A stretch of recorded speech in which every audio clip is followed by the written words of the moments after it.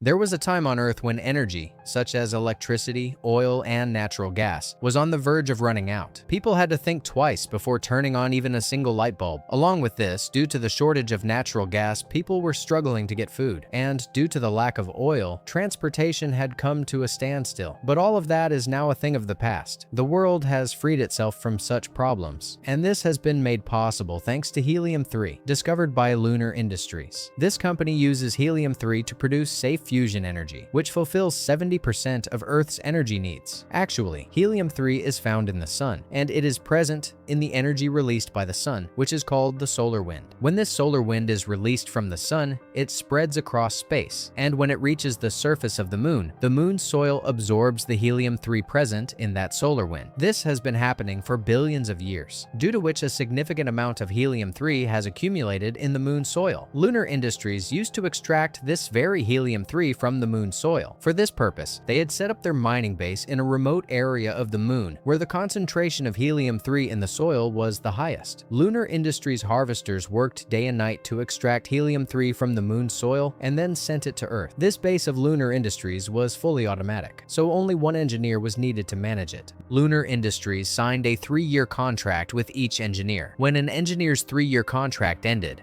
the company would call back the old engineer to Earth and send a new engineer to the moon. At this time, the base was being managed by engineer Sam Bell. When the harvesters extracted helium-3 from the moon's soil and stored it in containers, that's when Sam's work began. Sam would take the rover inside the harvester and collect the containers filled with the extracted helium-3, and then launch them toward Earth using a launcher spacecraft. Also, if any harvester had a problem, Sam would fix it. To assist Sam, there was an AI robot named Gertie at the base, which had been programmed to assist the engineers working there. However, Gertie had not been built like a human, so it couldn't go outside the base. Instead, it was connected to the ceiling of the base and moved around on a track attached to the ceiling. In that desolate space, where there was no sign of any living being for miles around, spending 3 years alone was a challenging task for Sam. On top of that, Gertie had told Sam that due to the communication satellite breaking down, they could not make any live communication from the moon to Earth. They could only send and receive video messages to and from Earth. So Sam would talk to Gertie to pass his lonely time. He had also grown some plants there, and he was raising them like a father. And when he had nothing to do, he would pass his time by making wooden models. When Sam had come from Earth to the moon, his wife Tess was pregnant at that time. Then, sometime later, Tess gave birth to a girl, whom she named Eve. Sam's daughter Eve had now turned 3 years old, but Sam had only seen her in video messages so far. But now, soon, Sam's 3-year contract with the company was about to end. Sam was desperate to return to Earth and meet Tess and Eve. One day, just like any other, Sam was watching TV while making wooden models. After a while, he turned off the TV and went to get hot water to make coffee. Sam was filling his cup with hot water when suddenly he noticed a girl sitting on a chair in front of him. He had no idea who she was. In astonishment, Sam's mouth fell open. In the confusion, Sam's hand accidentally moved toward the hot water, burning his hand, and he jumped in pain. But the very next moment, when he looked toward the chair, the girl had vanished. It was strange, but Sam thought it was just his imagination. Putting that thought aside, Sam had Gertie help him bandage his hand and then went to sleep. The next morning, when Sam woke up, he saw that the harvester had loaded another container with helium-3. Sam immediately took his rover and headed toward the harvester to collect the container. The massive harvester continued to extract helium-3 from the soil without stopping, kicking up debris of rocks and dust behind it. Sam's rover was just about to reach the harvester when suddenly Sam saw the face of the same girl he had seen sitting on the chair the previous night, appearing in the dust coming out of the harvester. Sam, in a dazed state, just kept staring at the girl. In this confusion, Sam's rover crashed straight into the wheel of the harvester, badly injuring Sam. The harvester also shut down. In this accident, Sam's rover was completely destroyed, and the oxygen inside was rapidly escaping. Seeing this, Sam quickly put on his spacesuit helmet, and the very next moment Sam lost consciousness. Sometime later, when Sam woke up from unconsciousness, he found himself lying on a stretcher where Gertie was taking care of him. Sam Sam asked Gertie, "Where am I?" Gertie told him, "You are currently in the base's medical room. You had an accident in which you were injured. Do you remember anything about it?" Sam tried to think hard, but strangely, Sam couldn't remember anything about the accident. However, he did remember Gertie. Gertie told Sam, "The accident has also caused slight damage to your brain. That is why you don't remember some things. Also, your body is still weak, so I have been ordered to keep you in the medical room for a few days." Saying this, Gertie left. A little while later, Sam heard Gertie talking to someone outside. Hearing this, Sam got out of bed to go outside. Although Sam was in such bad shape that he couldn't even walk properly, he somehow managed to steady himself, and when he came out, he heard Gertie talking to the command center on the computer, and it was a video call. Gertie was informing them about the harvester breaking down, but Sam had been told that the communication satellite had broken down, due to which they couldn't have any live communication with anyone on Earth. So how was Gertie having a live video call with the commanders? Just then, when Sam came near Gertie, Gertie immediately cut the video call. Sam asked Gertie, "Who were you talking to?" Gertie lied and said that he was not talking, but was recording a video message. Sam didn't ask any further questions. Sometime later, Sam's condition had improved. During this time, Sam noticed that the harvester he had crashed into was still broken down. Sam decided to go outside the base and fix the harvester, but then he saw that Gertie had locked all the doors of the base. Sam asked Gertie to unlock the doors, but Gertie told Sam that until Sam was fully recovered physically and mentally, he could not let him leave the base.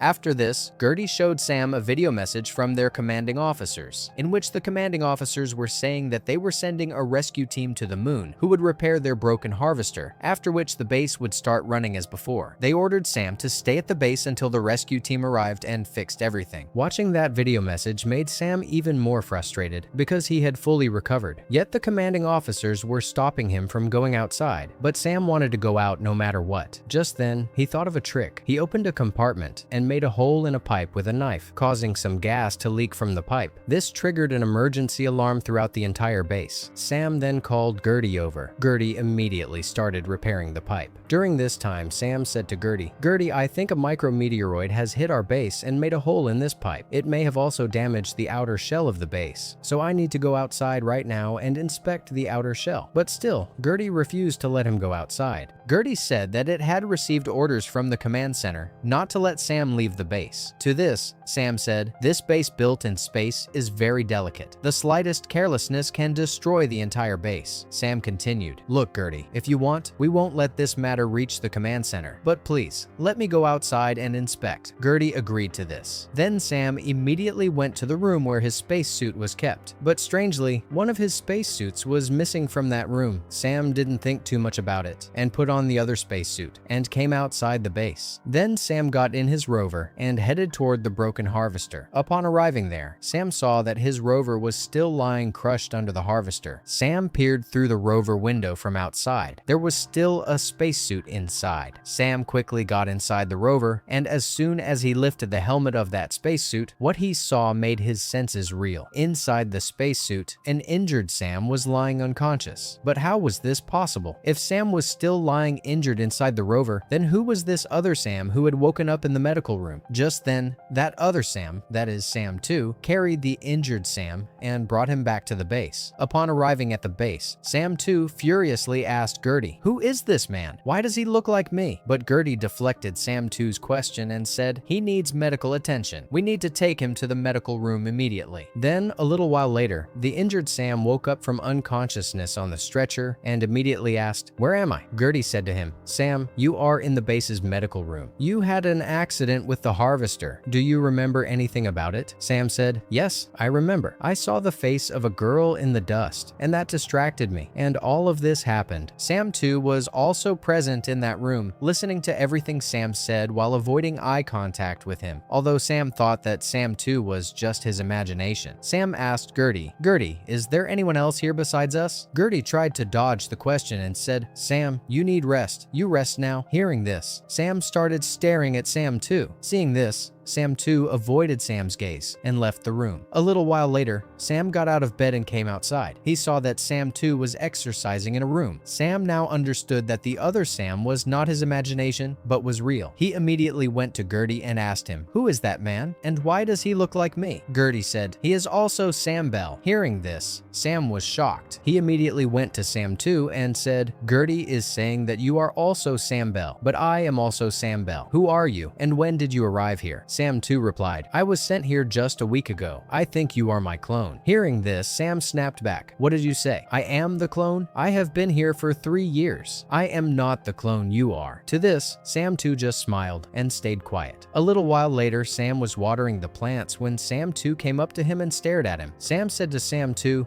"I don't know who you are, but you saved my life. For that, I want to thank you." Saying this, Sam extended a hand of friendship to Sam 2, but Sam 2 turned away from Sam. For some time, they kept bickering like this. In their conversations, they also discovered that both of their memories were exactly the same. Although it was strange that Sam 2 remembered his wife Tess, but he couldn't remember anything about his daughter Eve. During this time, a video message arrived for Sam from the command center, in which the commanding officers told him that the rescue team had departed for the moon and would land on the moon within 14 hours. Hearing this, Sam was astonished. He couldn't understand why their commanding officers were sending a rescue team there. But then Sam himself guessed that perhaps they were sending the rescue team to take him back to Earth because he was also injured and soon his 3-year contract with the company was about to end. But Sam 2 said to him, "Do you really think they are coming to rescue you? Look, I have figured out that neither of us is the real Sam Bell. We are both clones of the real Sam Bell. So as soon as you had your accident, our commanding officers thought you were dead and immediately brought me to the base. Now you think about it, I can also fix the broken harvester. Then why are our commanding officers sending a rescue team just to fix it?" Sam 2 continued, "Actually, our commanding officers do not want me to go outside and fix the harvester and meet my clone, that is you. That's why they had kept me confined inside the base. And they were sending a rescue team so that they could eliminate you, fix the harvester, and erase all evidence of your presence here, so that I would never find out the truth. Although I cleverly managed to get outside, and I found you. But our commanding officers don't know that. They still think that I don't know the truth. That's why they are sending the rescue team to suppress the truth." But Sam was not ready to accept that he was a clone. He angrily walked away. A little while later, Sam was making wooden models to keep his mind calm when Sam 2 came to him and said, "Did you notice one thing? Right after your accident, how did I end up in the base's medical room so quickly? It's impossible for the company to have sent me from Earth to the moon so quickly. So I think I was already present here. And if I was here, then there must be more clones. There must be a secret room here somewhere where all those clones are being kept hidden." But Sam laughed and said, "I have been here for 3 years. I know every corner of this base. There is no secret chamber here. And as for the clones, why would our commanding officers need clones when they have humans available?" To this, Sam 2 replied, "Maybe you're forgetting that the ones we work for are a company, and for any company, profit and loss matters. Now think about it. If the company invests money in a human every 3 years and sends them from Earth to this remote area of the moon, how much money would they have to spend? And on top of that, that human's life would also be at risk. So the company has made many clones like us and already sent them to the moon, hiding them somewhere. That's why when a clone dies for some reason, they immediately wake up another clone and put it to work. This way, the company saves a lot of money." Sam 2 continued, "Now think about why they haven't fixed the communication satellite yet. It's because they are afraid that if we start having live conversations with Earth, somewhere somehow we will find out the truth that we are clones. But when they need to have live communication, they unblock the satellite signal. Then, after the work is done, they block it again." Sam jumped in, "I know this much, that they are not blocking the signal from our computer system. Otherwise, I would have found out by now." "Then where are they blocking the signal from?" Sam 2 replied, "It's possible from outside the base." Then, to find out the truth, they both took their respective rovers and set off in different directions. They kept moving farther from the base without stopping, searching for the signal. Then, an alert started appearing in their rovers. Living working parameter. Actually, the company had set a boundary for their work on the moon. beyond which going was forbidden. But they had gone outside that boundary. Just then, when they went a little further, they saw something that sent shivers down their spines. Sam got off his rover and looked. It was a large antenna. Actually, it was a signal jammer. It was installed all around that base. Those signal jammers had been placed there by the lunar company itself, so that the satellite signal could not reach the base directly, and the clones could not have live conversations with anyone on Earth. When they needed to have live communication, they would unblock the signal. Then after the work was done, they would block it again. Sam was looking at it when suddenly his health started deteriorating. He vomited blood inside his spacesuit. Sam quickly got into his rover, started it, and came back to the base. He started having more bouts of blood vomiting. Just then, Sam noticed that one of his teeth had also come out with the blood. Sam couldn't understand why his condition was worsening. Then a thought came to his mind. If every clone's contract at the base was for 3 years, then what happened to those clones after 3 years when their contract ended? Sam was sure that just as he used to make daily video logs, the clones who had worked there before him must have also made their video logs in the computer database. To find out, Sam tried to open the computer database, but the database was locked with a password that Sam didn't know. Just then,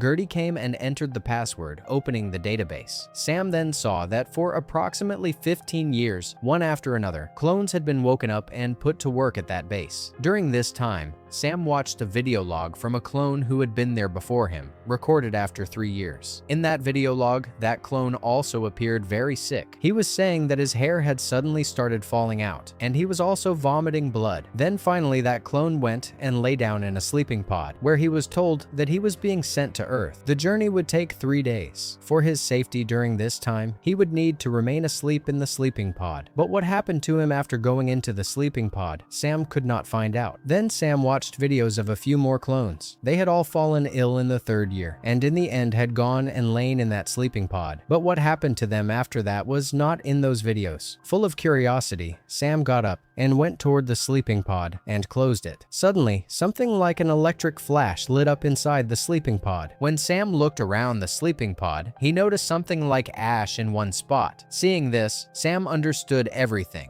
Actually, after the clones' 3-year contract ended, they were not sent to Earth. Instead, they were deceived, brought into the pod, and burned. Just thinking about it made Sam shudder. Just then, his eyes fell on the floor beside the pod. He saw there was something like a chamber in the floor. When Sam opened that chamber with the help of tools, he found a secret room inside. By then, Sam too had also returned to the base. Sam told him that the secret room he had been searching for had been found. Hearing this, when Sam too entered the secret room with Sam, he saw that the room was filled with many clones of Sam. In other words, everything Sam too had said had turned out to be true. They would destroy one clone every 3 years and wake up another. During this time, something came to Sam's mind. He picked up his laptop and got into the rover, going beyond that signal jammer antenna from where he could contact Earth. He video called his wife Tess from there, but the call was received not by Sam's wife Tess, but by a girl. Strangely, this was the same girl who had appeared to Sam again and again. During the call, Sam had kept his camera covered. Sam said to the girl, "Can I speak with Tess Bell?" The girl replied, "I'm sorry, she passed away a few years ago." Hearing this, Sam asked in surprise, "How can you say with such certainty that Tess is dead?" The girl replied, "Because I am her daughter. My name is Eve." Hearing this, Sam froze. He asked Eve her age. Eve told him that she had turned 15 years old. Then Sam asked her how Tess had died. Eve started calling out to her father, saying that some stranger was asking about her mother's death. Then from inside, a voice came, "Wait, daughter, I'm coming." That voice was the real Sam Bell's, meaning the real Sam Bell was on Earth with his family. As soon as he understood this, Sam immediately cut the call. This truth deeply wounded Sam's heart. Now, he was certain that he would never be able to go to Earth. Thinking this, he started crying. Then a little while later, Sam returned to the base. Now Sam's condition had deteriorated even further. He was shivering with cold. Seeing this, Sam too became worried about him. He made Sam lie down in bed. After that, Sam too checked Sam's laptop and watched the recording of the conversation between Sam and Eve, which revealed the truth to him as well. Just then, Sam too thought of something and immediately went to Gertie. With Gertie's help, he started the process of waking up a new clone of Sam. After that, Sam too came to Sam and told him, "You have spent 3 years here, so now you should go to Earth and start a new life. For this, I have thought of a plan. I will hide you in the Helium-3 launcher and launch you toward Earth, so that you safely reach Earth. As soon as you you reach Earth, you get out of the launcher and run away somewhere far. This way, you will be free forever," Sam 2 continued. "But there is a problem. That rescue team which is about to arrive here shortly, when they don't find you in the crashed rover, they will find out that we know the truth. Because of this, they will finish me off, and will also track you down on Earth and finish you off too. So, I have had that new clone brought outside. To confuse the rescue team, we will kill that clone and put it in the rover in your place. This way, they won't even suspect our plan." Although Sam 2's plan was effective, Sam did not want to kill the clone. And on top of that, Sam's condition had also gone from bad to worse. He said to Sam 2, "I don't think I will be able to survive long enough to reach Earth, so I want you to go to Earth in my place, and I will go back into my crashed rover, because we cannot kill anyone." Although Sam 2 was not happy with this decision, he agreed upon Sam's insistence. Then Sam 2 started taking Sam toward the crashed rover. They were talking as they moved forward. Just then, Sam suddenly lost consciousness. Seeing this, Sam 2 understood that Sam's final moments were near. He left Sam inside the rover and, like a true friend, bid him farewell before returning to the base, and began preparing to go to Earth via the launcher. Just then, Gertie came over and told Sam 2 that everything that had happened at the base so far had been recorded in Gertie's database. If the rescue team came and checked the database, Sam 2 would be caught as soon as he reached Earth, and the company's people would kill him. So Gertie said, "Sam, I want you to be safe. So before you leave, reboot me. This will erase my data because I don't want any harm to come to you." Hearing this, Sam respectfully erased Gertie's data, and just before the rescue team arrived, Sam 2 got into the launcher and departed toward Earth. Then when the rescue team arrived at the base, Sam's new clone had already woken up. The rescue team thought that this new clone was the same one who had woken up after the harvester accident and who had sent containers filled with helium-3 in the launcher toward Earth. They had not the slightest hint of Sam 2's escape. Meanwhile, Sam in the damaged rover was still alive, but was counting his last breaths. He watched Sam 2 heading toward Earth, and with joy in his heart, he passed away peacefully. Actually, Sam died because every clone's life was only 3 years long. After 3 years, they would fall sick on their own and die. Then, a few days later, news started making headlines on Earth that a clone of Sam Bell had arrived from the moon on Earth,